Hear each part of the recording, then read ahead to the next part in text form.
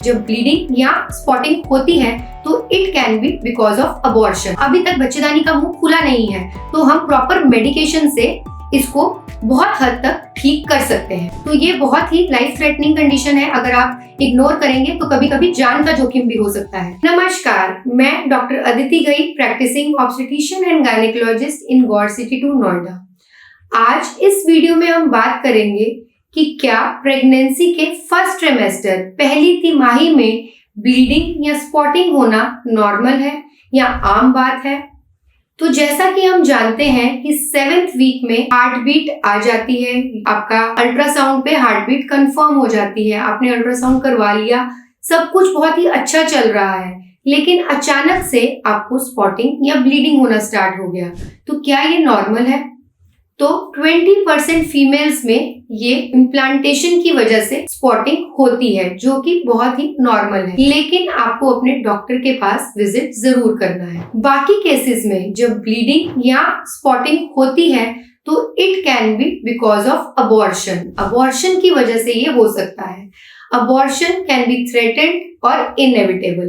Threatened मतलब वो abortion जिसमें बच्चेदानी का मुंह अभी तक एकदम टाइट क्लोज्ड है, अभी तक बच्चेदानी का मुंह खुला नहीं है, तो हम प्रॉपर मेडिकेशन से इसको बहुत हद तक ठीक कर सकते हैं। इनएविटेबल मतलब जिसमें बच्चेदानी का मुंह खुल गया है और इस प्रोसेस ऑफ अबॉर्शन को हम नहीं रोक सकते हैं। It can be complete abortion also, जिसमें कि पूरा जो गर्भाशय है, यूट्रस है, वो खाली हो गया है और पूरा कंटेंट बेबी का नीचे या तो वेजाइना में या बाहर आ गया है।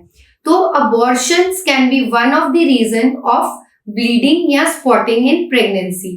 तो इसलिए जब भी ब्लीडिंग या स्पॉटिंग होता है आपको बहुत ही केयरफुल रहना है और अपने डॉक्टर से जरूर कंसल्ट करना है। The second reason of bleeding can be ectopic pregnancy. Ectopic pregnancy मतलब कि जो आपका इम्प्लांटेशन है वो गर्भाशय, यूट्रस में ना होकर गर्भ नलिका मतलब ट्यूब में हो गया है।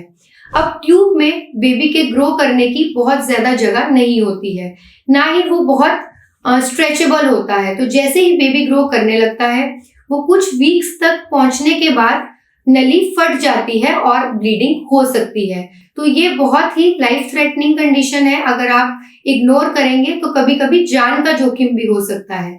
इसलिए जब भी ब्लीडिंग और स्पॉटिंग आपको प्रेगनेंसी के पहले तिमाही में हो रहा है तो आपको अपने डॉक्टर के पास विजिट जरूर करना है। थर्ड रीजन कैन बी कि जेनेटिकली मालफॉर्म बेबी, मतलब वो बेबी जो पूरी तरह से ठीक ढंग से नहीं बन पाया है, मतलब जिसमें जेनेटिकली कोई तो भी प्रॉब्लम है।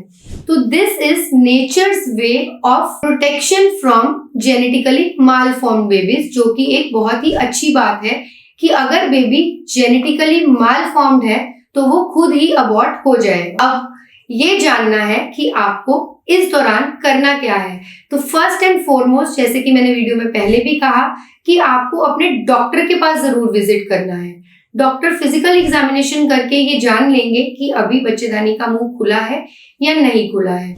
सेकेंडली, वो आपको अल्ट्रासाउंड करने को बोलेंगे जिससे कि ये और क्लियर हो जाएगा। थर्डली, वो आपको ब्लड टेस्ट भी करने को बोलेंगे जिसमें कि बीटा HCG का टेस्ट बहुत ही इंपॉर्टेंट रोल प्ले करता है।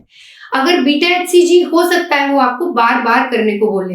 48 आवर्स में नॉर्मल प्रेगनेंसी में बीटा HCG डबल हो जाता है और अगर इसकी मात्रा कम रह रही है तो दैट मीन्स बहुत सारा चांसेस है कि आपका बेबी अबॉर्ट हो सकता है। अब मेडिसिन क्या क्या डॉक्टर साहब देंगे, तो इसमें आपको वो ट्रेनेक्समिक एसिड दे सकते हैं जो कि ब्लीडिंग कंट्रोल करने में हेल्प करेगा। साथ ही साथ प्रोजेस्टेरॉन जरूर देंगे, वो इंजेक्शंस भी लगा सकते हैं जो कि आपका अगर थ्रेटेंड अबॉर्शन हुआ तो उसको सेव करने में हेल्प करेगा।